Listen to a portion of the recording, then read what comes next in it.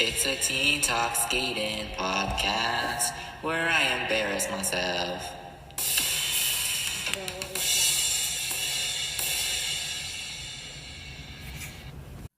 Hello, and welcome to episode number 83 of a Teen Talk Skating podcast. My name is Van Gogh, and I hope you guys are all doing very well. Last week I had a sore throat, and it honestly, after I recorded that episode, was the next day was a Saturday, and then definitely the Sunday after, I was definitely sick. Like I was definitely not doing well at all. So I was definitely sick on that Sunday, but then as the week went by, I definitely got better, and I think I've pretty much been cured of my sore throat. I actually wrote hopefully cured of my sore throat because I started this working on this episode on Monday, but it's Friday now, and I am pretty much cured of my sore throat. I may have actually been sick. Anyway, you guys are doing very well. School is going as well as school ever is, which means not at all because school is never fun and going well. I wouldn't say it's bad, but like it's manageable and I'm doing fine. Like there's nothing really like stopping me, nothing really like bothering me. Well, I don't know. Academically anyway, socially I'm just like I don't know. Sometimes I just hate having emotions and I hate feeling things and I don't even know, bro. Like, I just hate having emotions. I hate feeling things. I hate like just. I don't know, bro. It just like disgusts me. You know what I mean? But I don't know. But I hope you guys are doing very well. I hope you guys are not getting sick. I swear there's something going around, and at least in my school or like my community, there's something going around for sure. But I hope you guys are all safe and there's no illnesses. It's really weird in August too, but whatever. But yeah, I hope you guys are going to school, going to work, everything, and you guys are enjoying that. But of course, there's lots of figure skating to discuss. So let's hop on over with that. We're over to our program of the week, which is a very, very fun one this week. And so let's go over that. Okay, let's go.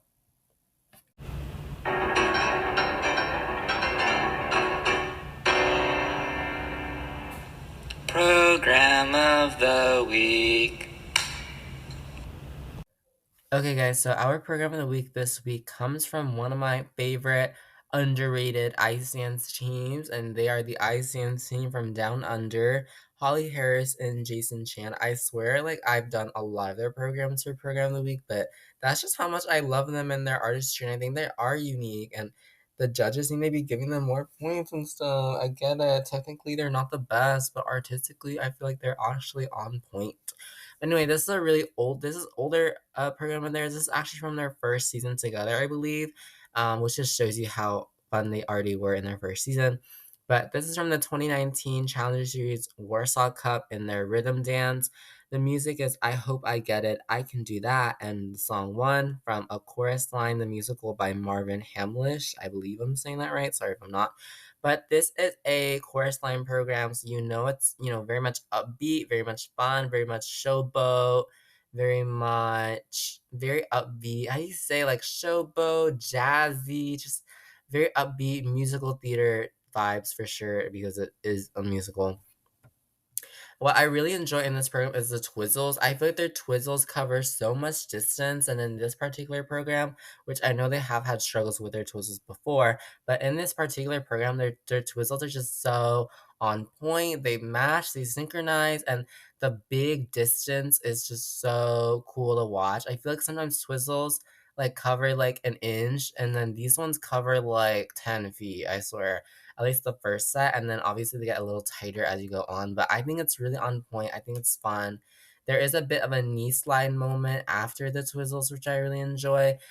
Going into some of their more intricate steps, what I really enjoyed throughout these intricate steps is a really good use of the music and a really good use of the character of the music.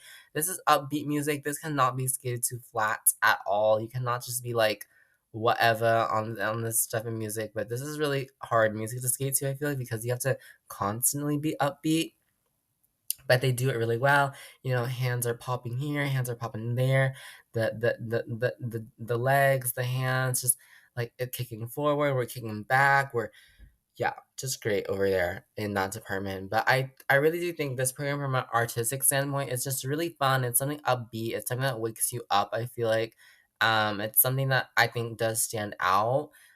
because it's such a good use of, again, the character of the music. There's not a single moment in this program where you aren't so torn, turn, excuse me, you aren't like tuned in to the program and the character of the program, and you are very much watching them and they're having fun. You can tell they're having fun. I really like the facial expression in this program. Their mouths are like wide open and they're really having all of this fun while they're skating, and you can tell that they're having all of this fun while they're skating. I also really enjoyed the very, very last, what is it, rotational lift that kind of transitions cool. She kind of jumps into him backwards and he spins her around, but then they kind of transition to another position, but he lets her down very gently at the very end. So that is really good. And then the very nice part at the end of the program is she's kind of like leaning back with her arms back and he's kind of catching her. And I think it's a really good use again. Like I've said twice already, that I think it's playful music. I think it's fun. It's a little mischievous almost. It's very much some type of music that feels very youthful and mischievous and different and new, and I really do enjoy it. So I really do recommend this program. Holly Harris and Jason Chan at the 2019 Challenger Series Warsaw Cup in their rhythm dance to a chorus line by Marvin Hamlish. Go check it out. But now it's time, of course, for our main episode. That was your program of the week.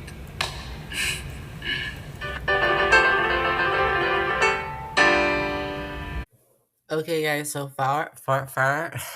Okay, guys, so for our main episode, I will admit, maybe this is not the most exciting episode I've ever recorded in the world, but I do think it is still an important episode, to kind of set the tone, set the story for the Olympic figure skating season.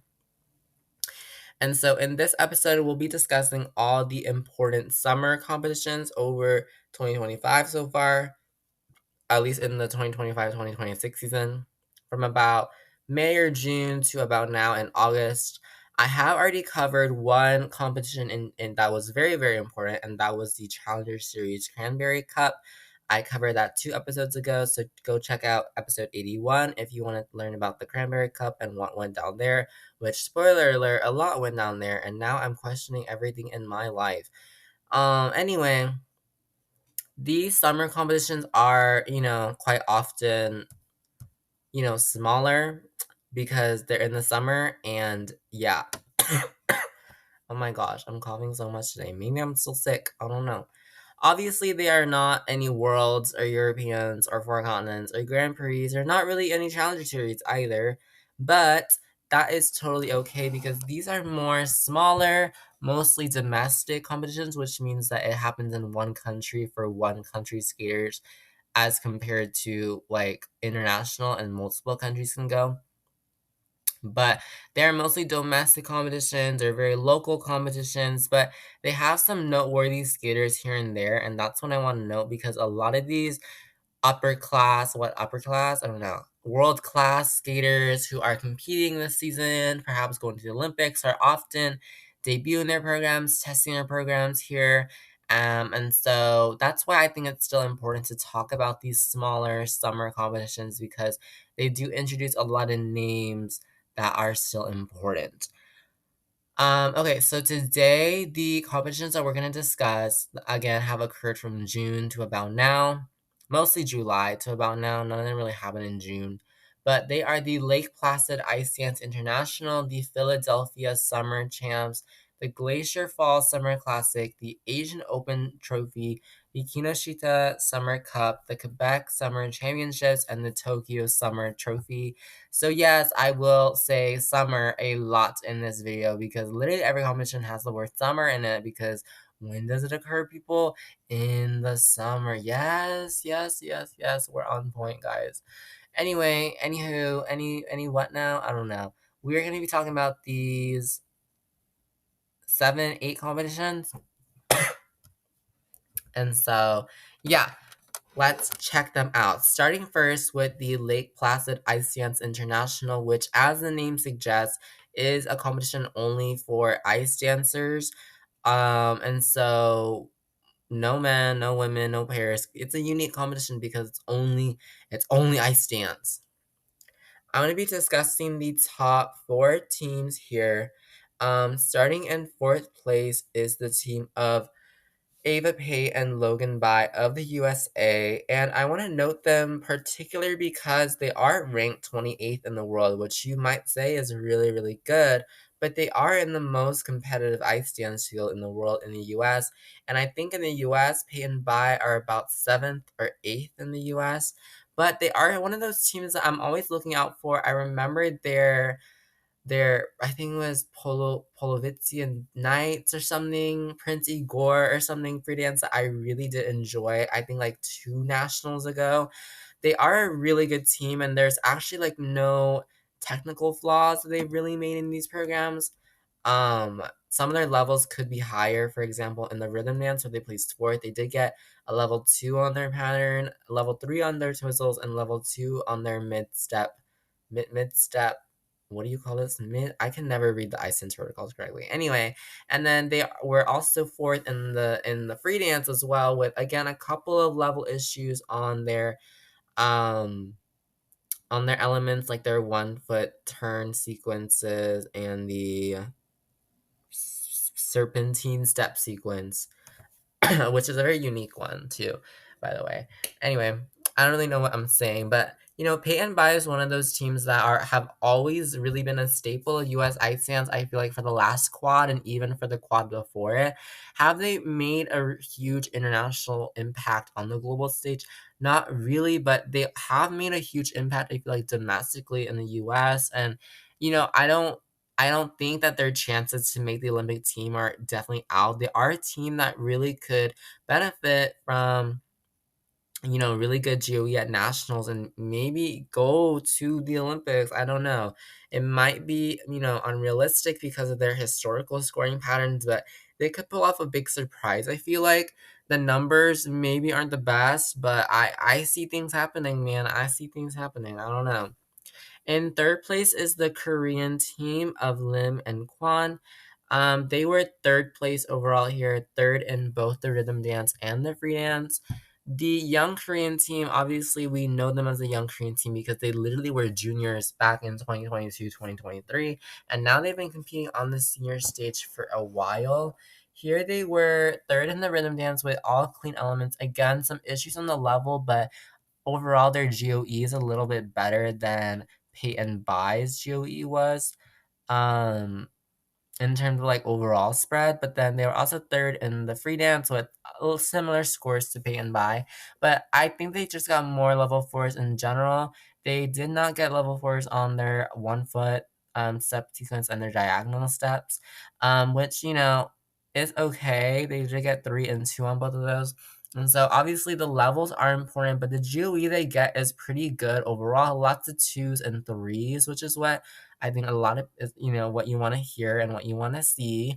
Components wise, they a little bit all over the board for a lot of these judges. Actually, I'm kind of shocked looking at this. Some judges put them 7th in composition.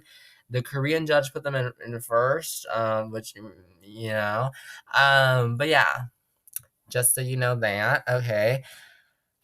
In second place is a team from Canada, which I think is another notable thing to note is Canada's ice dance team field is really, really competitive, and that is L'Oreal and Legac. Last season, I feel like they were a little bit upstaged for that third Canadian ice dance spot by the team of Alicia Fabry and Paul Iyer. I really do like their team as well, but L'Oreal and Legac have always been very unique. Their last season program about the cowboy, the Wild West, that was really unique too.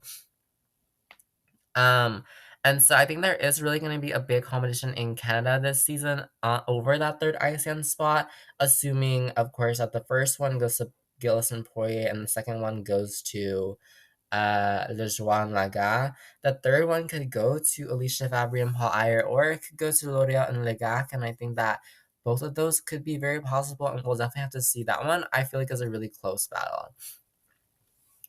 In first place here was Brown and Brown. They were first in the rhythm dance and second in the free dance. Actually, I forgot to mention Laureate Legac was second in the rhythm dance and first in the free dance. Quite a margin, almost 3 points in the free dance. But back to Brown and Brown, they were first in the rhythm dance here with a really clean program. They did get level 1 and 2 on their mid step and then their pattern steps, so that is definitely something to note. But their twizzles were both level 4. Second in the free dance, they had pretty good levels overall. Again, still some levels. I feel like maybe the judges here were just a little strict, maybe. I don't know. The technical panel be a little strict. But we do want to mention Brown and Brown, the sibling duo, of course, Una and Gage, who, I think they are another team just like Peyton Bai that I mentioned earlier, looking for that third US ice dance spot, which could go to so many teams at this point that I don't even know. Brown and Brown did score, 10 points, about 10 points more than Peyton Bai did at this competition. But again, this is just one competition in the summer.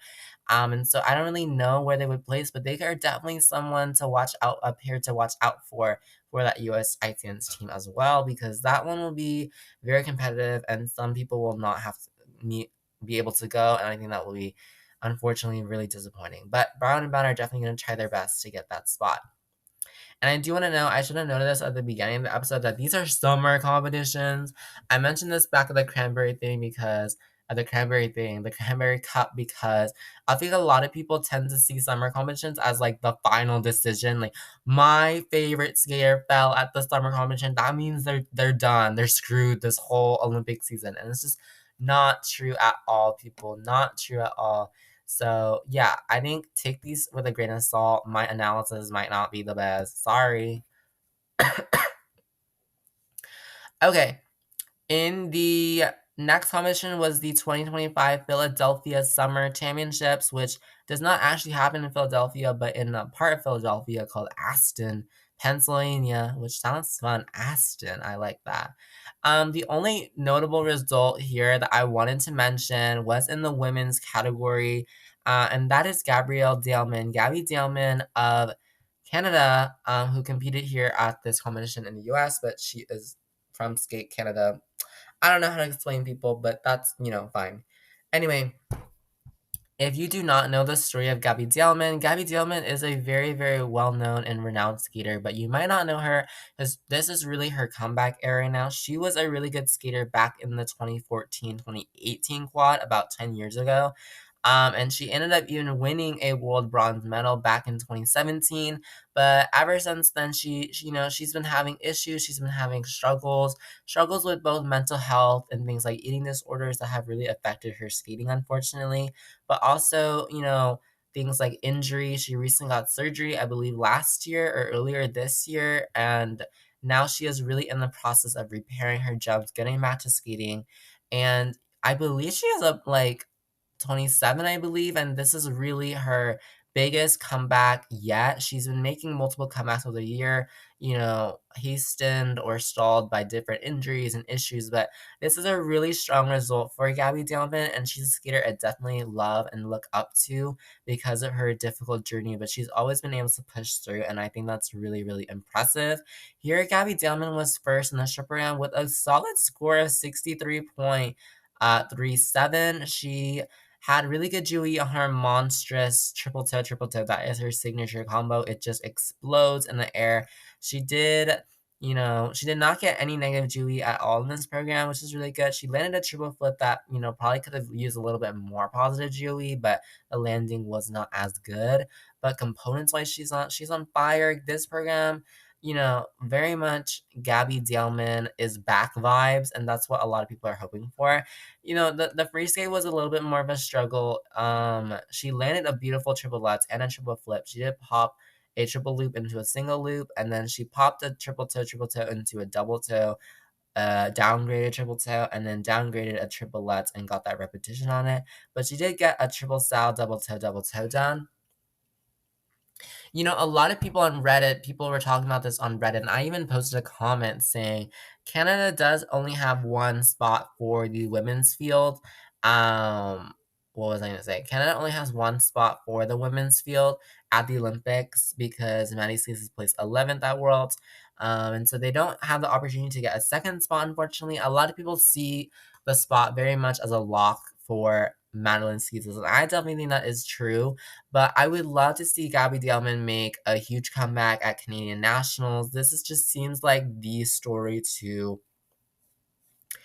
look out for. Maybe this is maybe her last season, her last attempt at making a third Olympic team after going in 2014 and 2018. This may or may not be her last attempt to make an Olympic team. I would love to see this happen, maybe getting on the podium at Canadian Nationals because she's been through so much, and I would love to see that like cherry on top at this end of the story because she's such an inspiration to a lot of skaters, and I think that it'd be a really special moment. But yeah, Gabby Delman having a first place at the Philadelphia Summer Championships. Moving on to the Glacier Falls Summer Classic. Speaking of, her, Madeline Skeezus, who is currently ranked 14th in the world, which is a really good result. She did win the Glacier Falls Summer Classic, which is funny because I believe the two competitions were happening at the same time in Philadelphia and in Glacier Falls or in LA, I believe. And I think that's like crazy because like two Canadian women, they're both winning their competitions on the opposite sides of the US, not Canada. Excuse me. But, kind of similar results for Maddie Skeezus here. Earlier in the season, maybe not her best showing, but this was a pretty good result regardless. A very fiery triple lutz, triple toe on the short, a double axel on the short, and a slight negative Jewy on the triple loop. And then she did fall on her layback spin, which is really unfortunate. But good result for Madeline Skeezus. She did get second in the free skate. Fall on the triple lutz with an unclear edge, a under rotation on a triple lutz with an unclear edge, a pop triple sal. And yeah, she missed one combo in there as well, but that's okay. Maddie sees this. I love Maddie sees this because I love her performance ability. It's sassy. I just love her sassiness. I don't think there's any skater that can sell a sassy program, a sassy and hot tea, and just it's a very much a fun, sassy program like Maddie Skeezus can. No one can do it like her. Her programs this season are not as sassy. They are Black Swan and Butterfly Lovers Concerto. So it's not really sassy, but she's still very much able to give emotion. I think that's my favorite trait about her.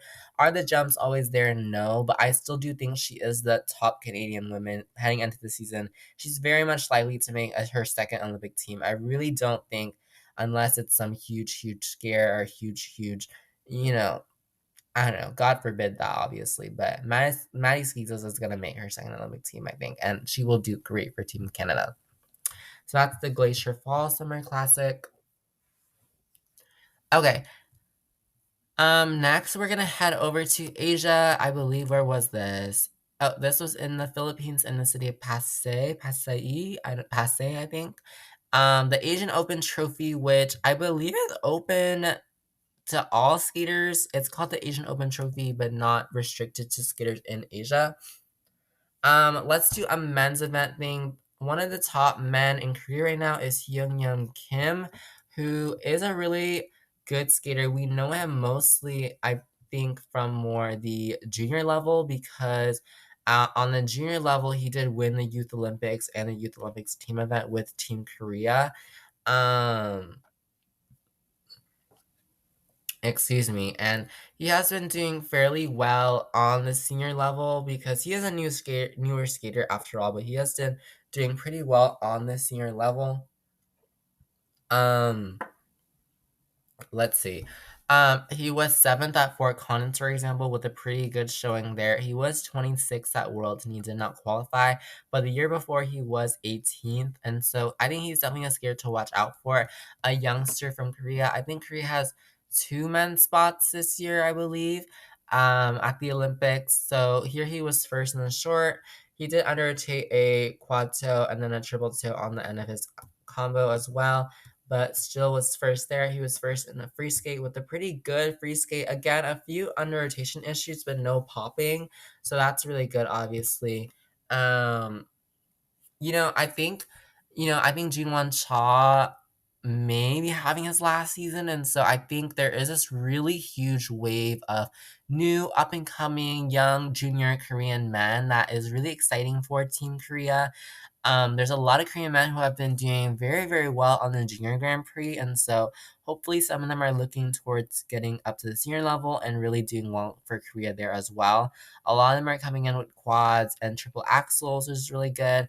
Jungwon Cha has been, I don't know how old is Jungwon Cha right now. Obviously, a skater can skate past their 30s. I'm not saying that they might retire immediately. Oh, never mind. Jungwon Cha is only 23. He might be skating for another quad, which would be great to see. But he's already been to 2 Olympics. Oh, he was super young at his first Olympics. He was like 15 there. Okay, wow. So yeah, maybe this is a really new era of really big competition in the Korean men then. I don't know.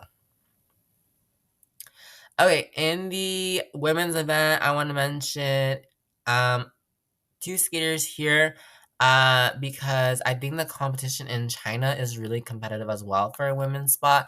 I believe China does not have a women's spot for the Olympics yet. They may be qualifying one at the Beijing Olympic qualification event, or as we call it, Chinese Nebelhorn, because Nebelhorn used to be the Olympic qualifying event, but now it's the China one, so it's the Chinese Nebelhorn. Anyway, someone to watch out for is definitely Zhu Yi of China. She did go to the 2022 Olympics and represented China there. She was first in the short program of this competition with the clean skate, triple toe, a triple loop done very well. And second in the free skate with not the best program. She did get a very impressive actually, a triple flip, double axle, double loop done. Negative Zhu Yi on a triple flip. Did fall on a triple lutz, popped triple loop, and then quarter and fell on a triple loop before popping a triple toe into a double toe. So, some issues with popping and falling here, unfortunately, but that very first initial combo, triple flip, double axle, double loop, got really good Jewy, almost all threes there, which is really, really good. And so still a good showing for her. But the winner here at the Asian Open Trophy was another Chinese skater, Jing Ruying, I believe. I'm very sorry if I mispronounced that. But she was second in the short program. She did have a little issue on the triple salad, triple toe, but she did rally back with a much better free skate. Did a downgrade a triple lutz and under rotate a triple flip, but otherwise everything was good. Got a triple done and got all her combos in, and so she was able to win based on more cleanliness. But yeah, excuse me, she was able to win based on more cleanliness, and that is really what carried her throughout this competition. So really good for her. But again, there's still other Chinese skaters to remember to think about. Shang Yi-an, for example, is a skater who went to Worlds for China, did not qualify, unfortunately, for the free skate, so she didn't get an Olympic spot, but she may be sent again to get an Olympic spot for China. One of my personal favorites is Hong Yi-chan, and she's a really good skater who always, I think, deserved an Olympic spot somewhere, but she's been competing for a while, has had issues with inconsistency, but I think she's a really artistic skater, and I really love her experience program a lot. But yeah, that is all for that. Okay, next up in moving over not too far from the Philippines in Japan. This was a very yeah, we talk about Japan, right? We talk about Japan very often on the podcast because Japan is the world's most competitive figure skating country in the men's field and in the women's field because Japan all the time. I'm always saying Japan because Japan is crazy competitive. Japan, you will not find a more competitive field. And so Japan has 3 spots for the men and 3 spots for the women, but they literally wish they had 10 spots for the men and 10 spots for the women because there are so many men and women who could totally go to the Olympics and could totally medal at the Olympics if they skate it clean. That it's almost crazy to have to pick between these Japanese men and these Japanese women because so many of these skaters could medal at the Olympics on a good day. Some of them will medal at the Olympics, I believe, or it's very a big prediction that will probably come true, I guess. What is the word for that? Like a prediction that will come true, I don't know. Okay, starting in the men's field, there are a lot of big names to note here. One name I want to note is Kao Miura unfortunately just did not have the best competition here. He is currently ranked 8th in the world, and he is a really good skater. He was 8th at Worlds back in 2014. He didn't go last year. He did have some struggles with injury last year, I believe, but he still had really good results. Really good results over time.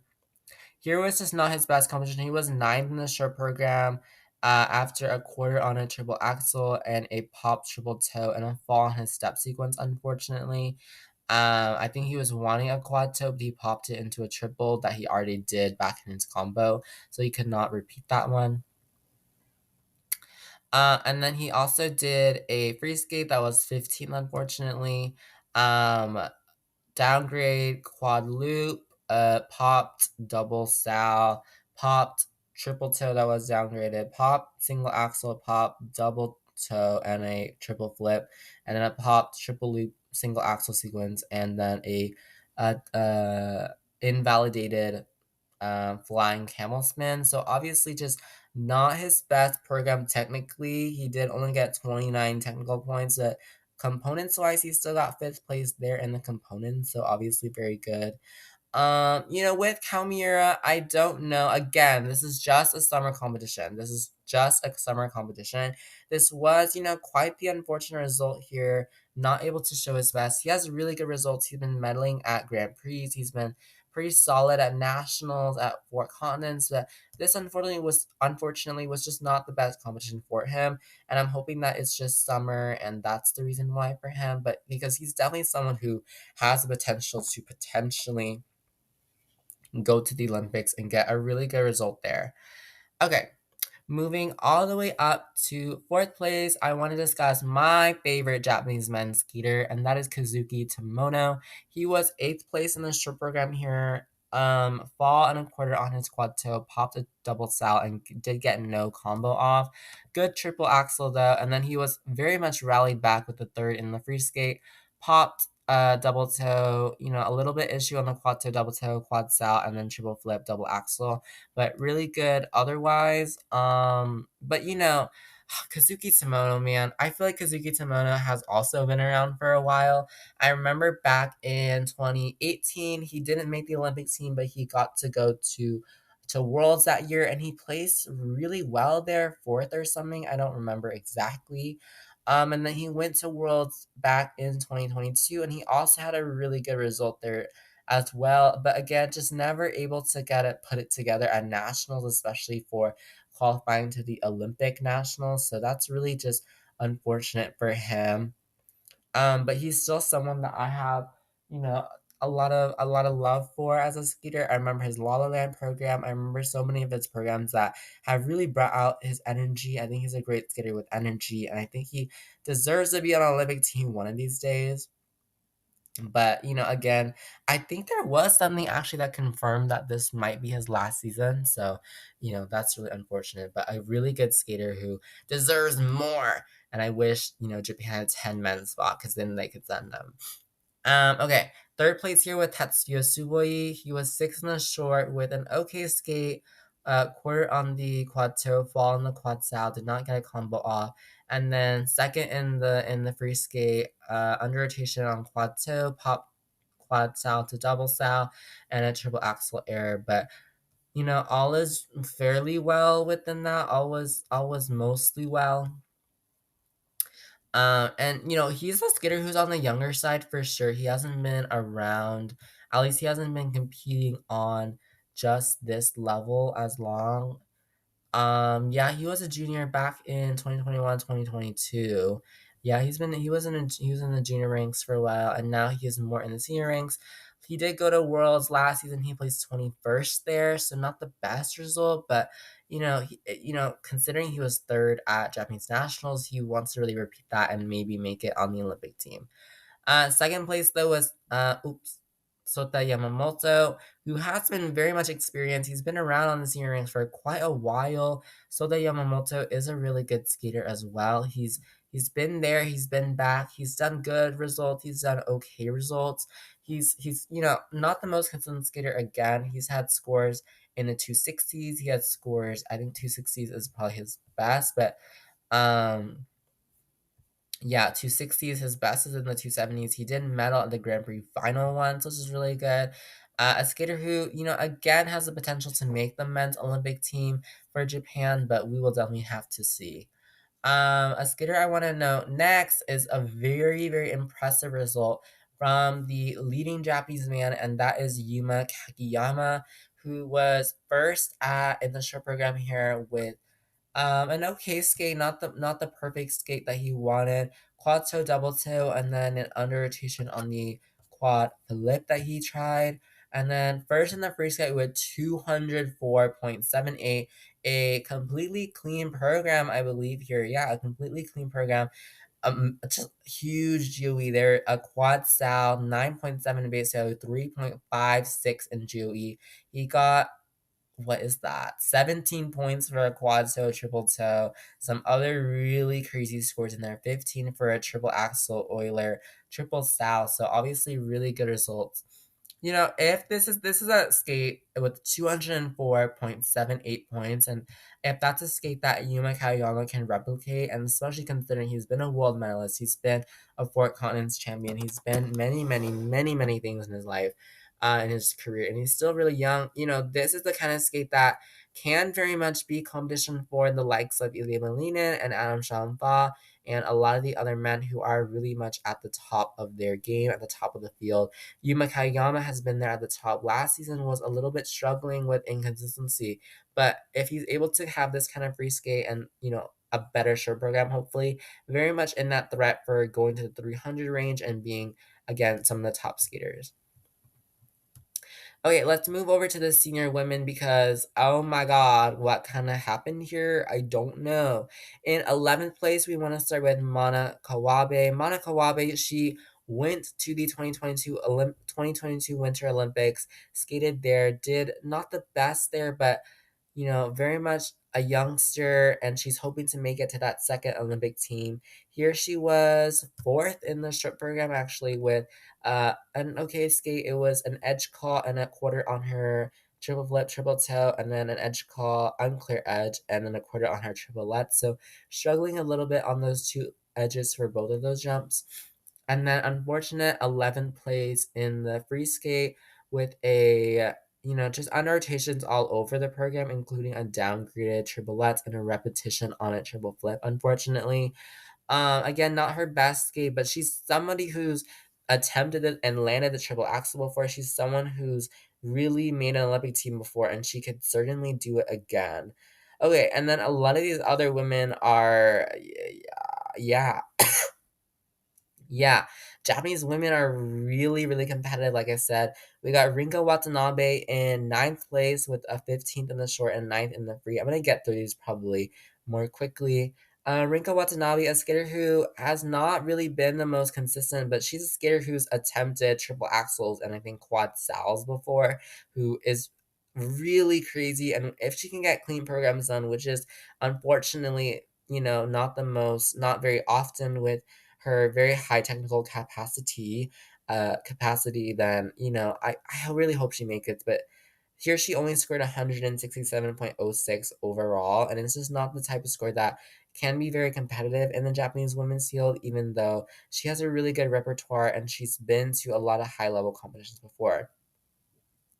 My absolute favorite, or one of my absolute favorites, is Rina Matsuke, who plays eighth here. She was 10th in the short and sixth in the free with a couple of issues, just, popping under rotations, edge calls, kind of all over here for Rina Matsuke. But she's such a good, graceful skater. And, like, if skating was about components, she would have won this competition, I feel like.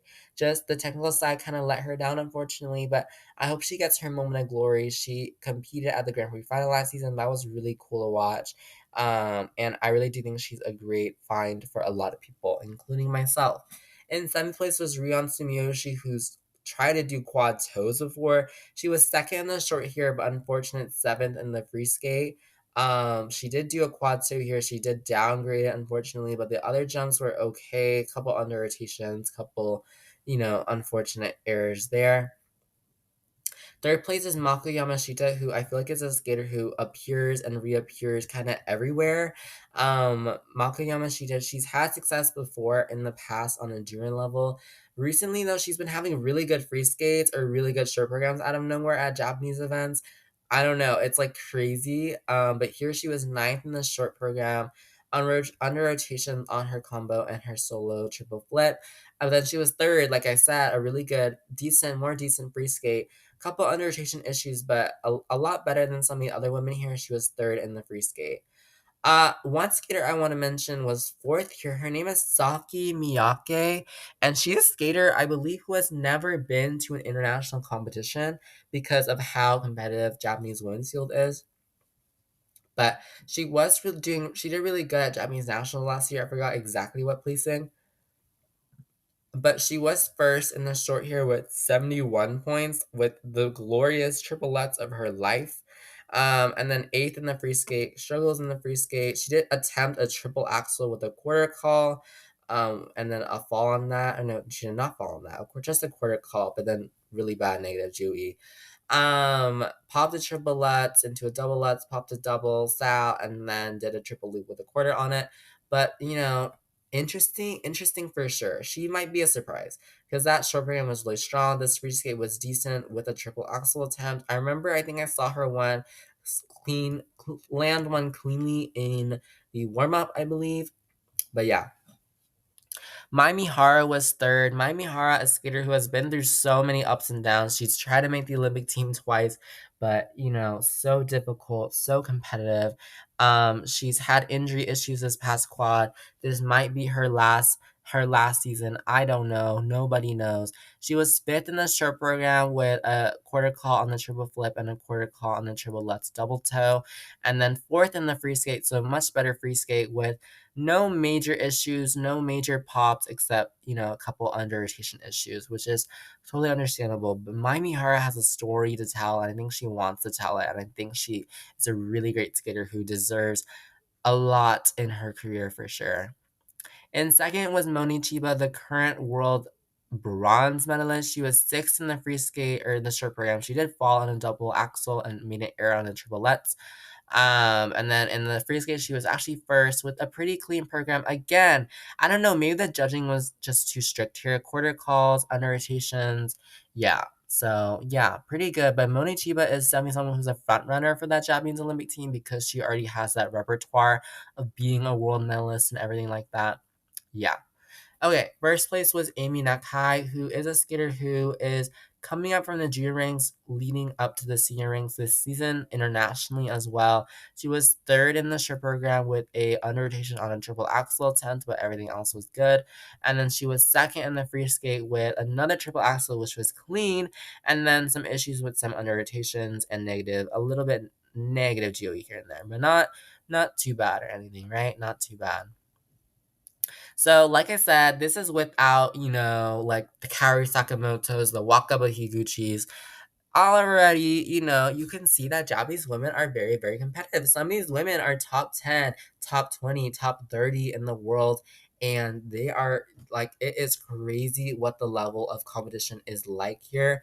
Yeah, it is really crazy what the level of competition is like because it is high level competition. And Japanese women, again, like I said, 3 spots for the Olympics. Whoever goes, right? Whoever goes gets to go. And some people have to stay back, and that is really much the saddest part of this sport is that not everybody can go to the Olympics.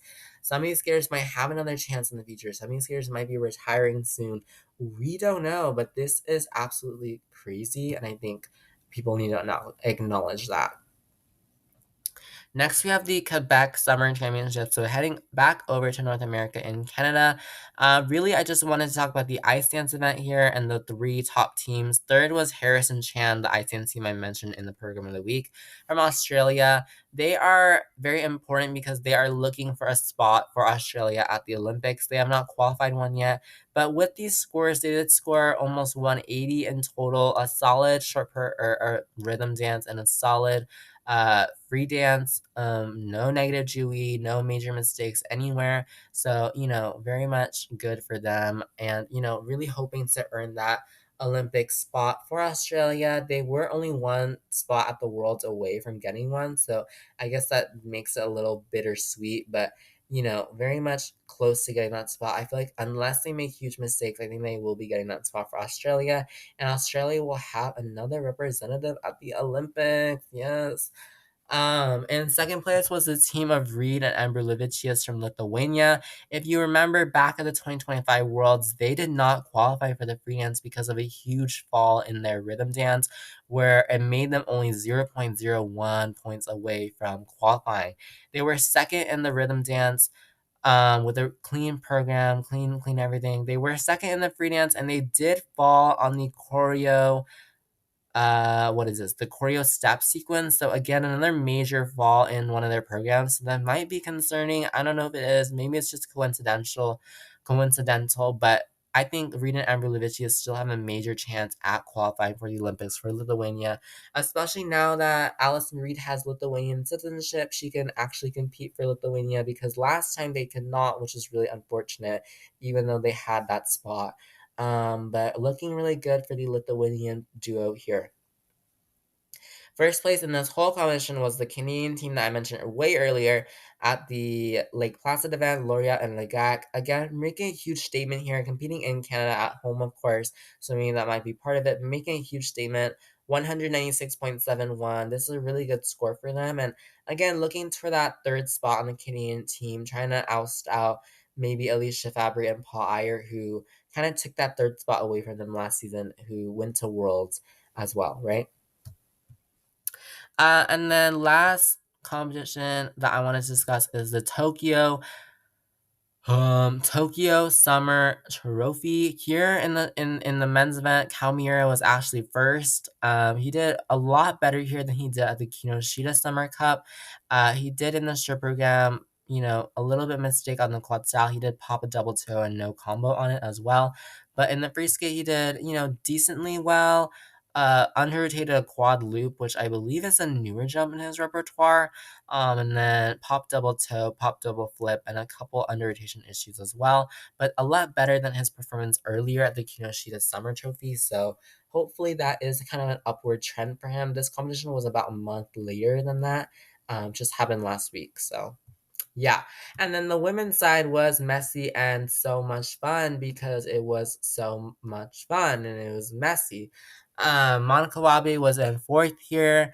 Let's see. Monica Wabe did, yeah, downgraded triple lutz in the short and then downgraded another triple lutz in the free, unfortunately, and popped the triple toe. Yeah, and then popped the triple south. So, unfortunate popping errors and under rotations for Monica Wabe, but I'm hoping she can recover because if she can make the Olympic team again, that would be crazy considering that, after the last Olympics, she did have a lot of struggle getting back into form, unfortunately, but could be a huge surprise here. Third place was Rinko Watanabe. Again, like I said, the absolutely crazy technical layout. Eighth in the short, she did attempt a triple axel there and fell on it. And then she did do a triple loop under rotated that got no combo, unfortunately. And the free skate for Rinka Watanabe was the crazy one that I mentioned. She did a axel, triple toe, which was clean, but with a turnout, I believe, in the middle, so negative, but no under rotation. She fell on the quad sal attempt that she turned into a triple sal, and then she quartered a triple axel, another one. But those three jumps in total gained her quite a good amount of points there still. So a triple axel, triple two, this could, technically she is probably the strongest out of all Japan's women, at least in the technical base value wise, but, it's about getting that Julie as well, hopefully, that she can get. Second was Yuna Aoki, one of my favorites from 2 seasons ago, last season. She in the short, she was fourth there with a pop on the triple that's double loop, unfortunately, and an edge call on the triple flip. And then second in the free skate, her La La Land free skate, I love.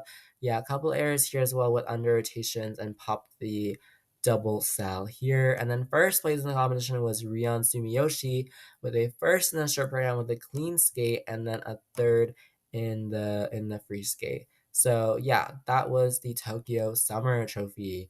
And Rion Sumiyoshi did attempt the triple axel, but it would turn into a single and it under rotated into quad toe. Well, so like I said, Japanese women people are super competitive. Anyway, that is basically it for this episode. I know I talked really fast through those 7 competitions, but I hope you heard some big names. Like I said, I already did cover the Cranberry Cup, the Challenge Series Cranberry Cup 2 episodes ago, so definitely go check that out. And right now, the Junior Grand Prix is also happening, so check that out as well. But I will not be covering it, like actually like talking about it on my podcast because I mostly focus on the senior side. But yeah, next week's episode, I have no idea what I'm gonna do. I will probably just figure it out. Ha ha ha ha. Yeah, but that is all for this episode number 83 of a Teen Talks Game podcast. My name's Angel. I hope you enjoyed me talking about the 7 most important summer competitions of figure skating that you needed to know. I hope you gained something from all that information, and I will see you next week. Bye bye.